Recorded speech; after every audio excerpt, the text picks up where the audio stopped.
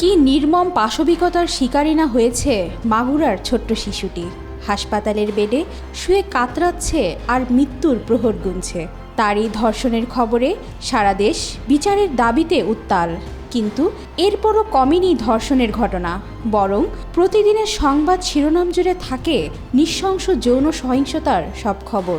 কখনো প্রতিবন্ধী তরুণী, কখনো শিশু, কখনো গর্ভবতী নারী, কেউই রেহাই পাচ্ছে না ধর্ষকের হাত থেকে। খাবার কিংবা খেলনার প্রলোভনে শিশুদের টেনে নেওয়া হচ্ছে নির্যাতনের ফাঁদে, আবার বন্ধুকে বেঁধে রেখে নারীর উপর চালানো হচ্ছে পাশবিক অত্যাচার। এই ভয়াবহ পরিস্থিতি সমাজে নারীদের নিরাপত্তাহীনতাকে প্রতিদিন আরও গভীর সংকটে ঢেলে দিচ্ছে। এর মধ্যে এমন একটি ঘটনা ঘটেছে মাগুরা জেলায়, যা দেখে স্তম্ভিত, বাকরুদ্ধ ও উৎকণ্ঠিত সবাই। চলতি বছরের প্রথম 2 মাসে বাংলাদেশে 294 জন নারী ও শিশু নির্যাতনের শিকার হয়েছেন। ধর্ষণের শিকার হয়েছেন 96 জন, যার মধ্যে 44 জনই শিশু। মানবাধিকার সংগঠন আইন ও সালিশ কেন্দ্র আশকের তথ্য অনুযায়ী 2025 সালের জানুয়ারি মাসেই দেশে ধর্ষণের শিকার হয়েছেন 39 জন নারী, যার মধ্যে 21টি একক ধর্ষণ এবং 18টি সংঘবদ্ধ ধর্ষণের ঘটনা ঘটেছে। তবে এত ঘটনার পরও কোনো ঘটনারই বিচার বা গুরুতর শাস্তির নজির পাওয়া যাচ্ছে না। নির্যাতিতরা ন্যায় বিচারের আশায় বছরের পর বছর অপেক্ষা করলেও অনেক ক্ষেত্রে হতাশার চাদরে ঢেকে যান। নারী অধিকার কর্মীদের অভিজ্ঞতা থেকে জানা যায়, ধর্ষণের শিকার ব্যক্তিদের জন্য ন্যায় বিচার পাওয়া একটি কঠিন ও দীর্ঘমেয়াদী লড়াই। মামলার প্রক্রিয়া চলাকালে ভুক্তভোগী ও তার পরিবার নানা রকম মানসিক ও সামাজিক চাপের সম্মুখীন হন, যা অনেককে ন্যায় বিচারের পথ থেকে সরে আসতে বাধ্য করে। যারা লড়াই চালিয়ে যেতে চান তাদেরও প্রভাবশালী মহলের চাপ ও আপোষের প্রস্তাবের মুখে পড়তে হয়।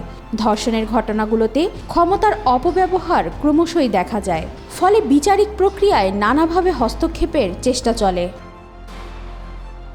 সাম্প্রতিক সময়েও মাগুরার 8 বছরের শিশু ধর্ষণের ঘটনা দেশজুড়ে আলোড়নের সৃষ্টি করেছে।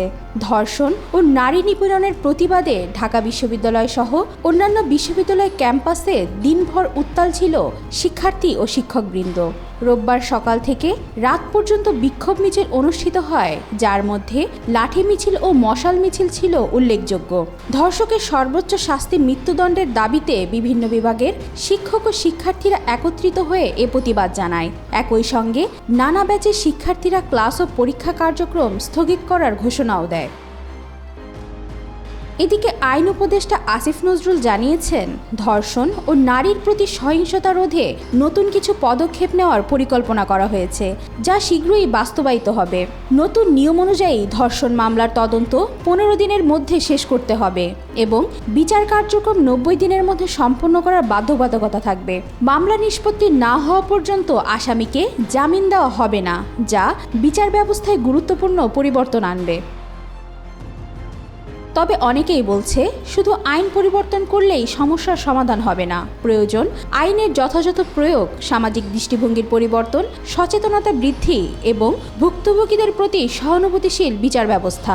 ধর্ষণের মতো অপরাধ বন্ধ করতে হলে শুধু কাগজে কলমে নয়, বাস্তবে কঠোর পদক্ষেপ নিতে হবে, নয়তো প্রতিদিন আরও একজন শিশু, কিশোরী কিংবা নারী ধর্ষণের শিকার হবে, আর শুধু সংবাদ শিরোনামেই আবদ্ধ থাকবে এই ধর্ষকেরা।